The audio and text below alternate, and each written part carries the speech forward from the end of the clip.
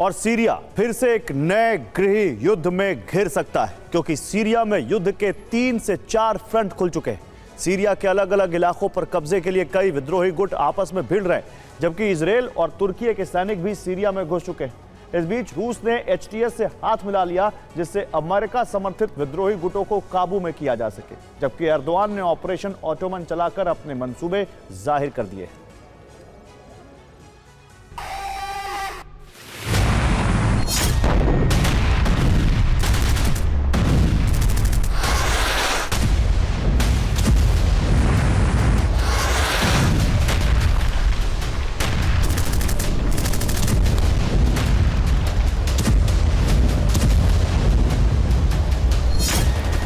Syria से असद भाग गए, एचटीएस ने सत्ता हथिया ली, लेकिन सीरिया में हालात अभी भी बारूदी बने हुए हैं।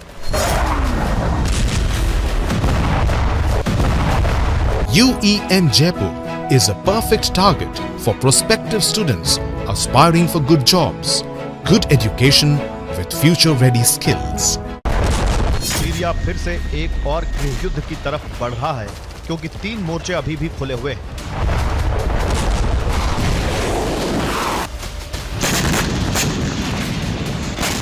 पहला मोर्चा दक्षिणी सीरिया है, जहां इजराइल गोलन हाइट्स का विस्तार करने में जुटा है, लगातार बमबारी कर रहा है। बफर जोन से आगे उसके सैनिक बढ़ चुके हैं। दूसरा मोर्चा उत्तरी सीरिया बॉर्डर है, जहां तुर्की की सेना कुर्द लड़ाकों को खदेड़ने के लिए हमले कर रही है। तुर्की उत्तरी सीरिया में कब्जा करना चाहता है। तीसरा मोर्चा उन रूसी बेस पर खुल गया है, जहां कब्जे के लिए एचटीएस और एसडीएफ आपस में भिड़ गए। कई जगहों पर कुर्द लड़ाकों ने कब्जा भी कर लिया है।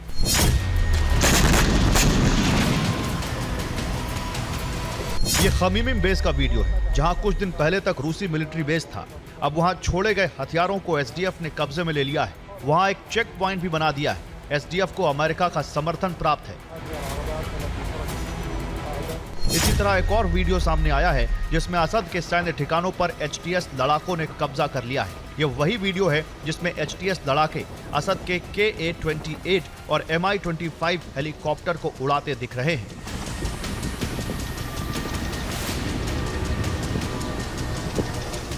यानी अब असद के छोड़े खजाने और सैन्य ठिकानों पर कब्जे की होड़ शुरू हो गई है, जिसमें विद्रोही गुट आपस में भिड़ गए।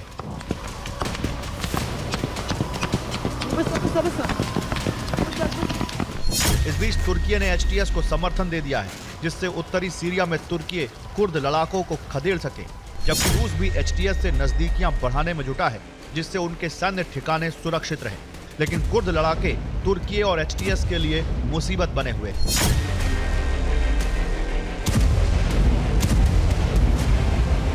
एसडीएफ ने एक वीडियो जारी किया है, जिसे वो तुर्की के सैनिकों पर हमला करते दिख रहे हैं।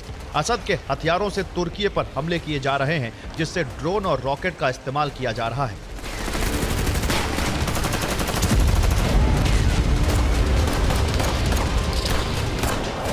इसके अलावा उत्तरी इराक में कुर्द और तुर्की सैनिकों में भयंकर युद्ध चल रहा है। यह उसी का वीडियो है। दरअसल सीरिया में जब से तख्ता पलट हुआ है, तब से तुर्की अपने मिशन ऑटोमन पर आगे बढ़ रहा है। कुर्द लड़ाकों से मुक्ति के लिए एर्दोआन ने ऑपरेशन लॉन्च कर दिया है, जिसमें एसडीएफ लड़ाकों पर हमले किए जा रहे हैं। पलटवार में एसडीएफ ने भी तुर्की की कई पोस्ट पर हमले किए। इसके अलावा उत्तरी सीरिया में कई जगहों पर बारूदी टकराव हो रहा है। बात यही खत्म नहीं होती है। गोलन हाइट्स के विस्तार के लिए इजराइल लगातार असद के सैन्य ठिकानों पर या तो कब्जा कर रहा है या फिर उन्हें खाक में मिला रहा है।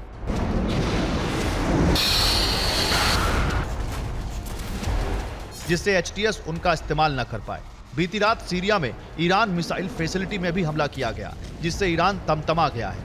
जबकि सीरिया में अपना दबदबा बनाए रखने के लिए इजराइल को रोकने के लिए रूस एचटीएस के साथ बैकडोर से बात कर रहा है, जिसके बाद एचटीएस चीफ गोलानी का बयान सामने आया है, जिसमें कहा है रूस दुनिया का दूसरे नंबर का ताकतवर देश है, उससे संबंध बिगाड़ना सीरिया में हालात सुधारने की दिशा में ठीक नहीं होगा।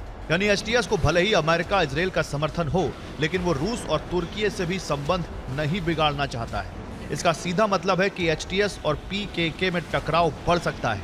इसी तरह दक्षिणी सीरिया में इजराइल से भी टकराव का अंदेशा है। यानी सीरिया अब नया एपिसेंटर बनने जा रहा है, जहां रूस और अमेरिका आमने सामने आ चुके हैं। Bureau report, TV9 Bharatvarsh.